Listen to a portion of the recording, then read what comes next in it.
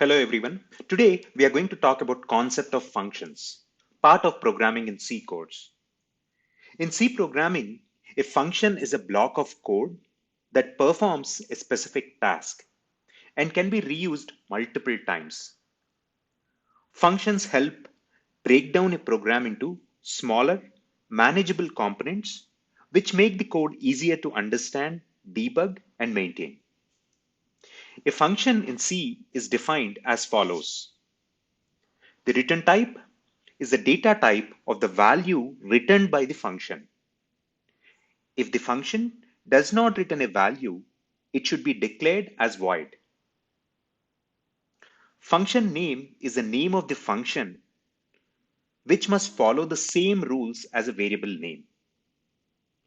Parameter list specifies the type and number of input parameters to the function, separated by commas. If the function does not take any parameters, the parameters list should be left empty. The function body is the code executed when the function is called. A function is called by specifying its name followed by a list of arguments enclosed in parentheses. The argument list specifies the actual values passed to the function. The number and type of arguments must match the parameters defined in the function definition. Hope this was helpful. Thank you for watching.